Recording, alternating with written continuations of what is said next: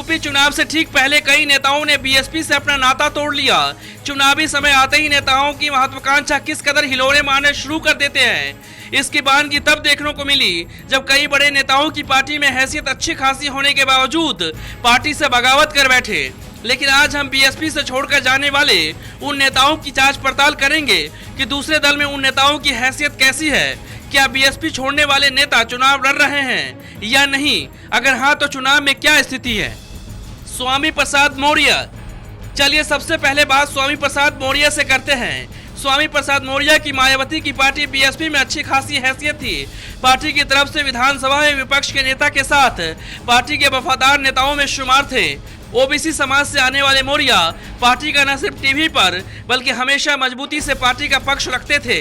लेकिन अचानक से मौर्य बीएसपी से बगावत कर बैठे। स्वामी प्रसाद मौर्य ने मायावती पर उल्टे सीधे आरोप लगाए।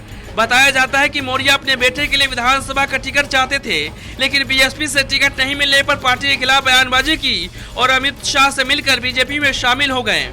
लेकिन बीजेपी में मौर्य की जो दुर्गति हुई वो सबके सामने है। बीएसपी में अच्छी हैसियत रखने वाले मौर्य अब सिर्फ अपनी एक सीट बचाने के लिए मशक्कत कर रहे हैं।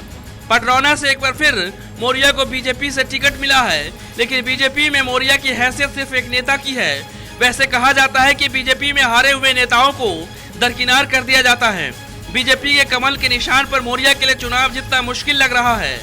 वैसे यूपी में बीजेपी की क्या स्थिति है ये किसी से छुपी हुई नहीं है। ब्रजेश पाठक।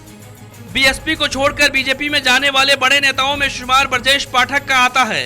ब्रजेश पाठक की भी बीएसपी में हैसियत अच्छी खासी थी, लेकिन चुनाव से ऐन वक्त पहले पाठक ने बीएसपी को अलविदा कर बीजेपी में शामिल हो गए। लेकिन बीजेपी में ब्रजेश पाठक को कौन जानता है, और तो और बीजेपी में पहले से कई ब्राह्मण नेता है। ऐसे में ब्रजेश पाठक को क्यों पूछेगी बीजेपी? बस इतना जान लीजिए कि चुनावी लॉलीपॉप देकर बीजेपी ने पाठक को बीएसपी से तोड़ा। अमरपाल शर्मा। गाजियाबाद की साहिबाबाद सीट से बीएसपी के विधायक पंडित अमरपाल शर्मा को पार्टी से इसलिए बाहर का रास्ता दिखाया गया क्योंकि शर्मा की बीजेपी से नजदीकियां बढ़ रही थी, और तो और पंडित अमरपाल शर्मा को इस बार भी बीएसपी से टिकट मिला हुआ था।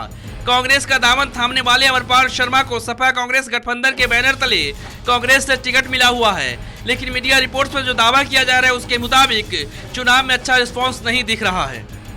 आर.के. चौधरी। बीएसपी का दामन छोड़कर जाने वालों की लिस्ट में आर.के. चौधरी का भी नाम है।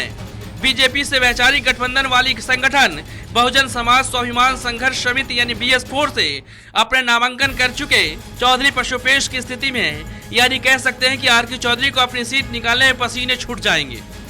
हमने आपके सामने बीएसपी से छोड़कर या फिर निकाले गए नेताओं के बारे में पिछले और मौजूदा स्थिति के बारे में बताया। यानी इस रिपोर्ट से समझा जा सकता है कि जिन नेताओं की पहले कभी बीएसपी में अच्छी हैसियत थी वो आज अपनी पहचान के लिए मोहताज है। अब इन नेताओं की अच्छी या बुरी रिपोर्ट जो भी हो वो 11 मार्च को जरूर पता चलेगा। Bureau report, national Dastak.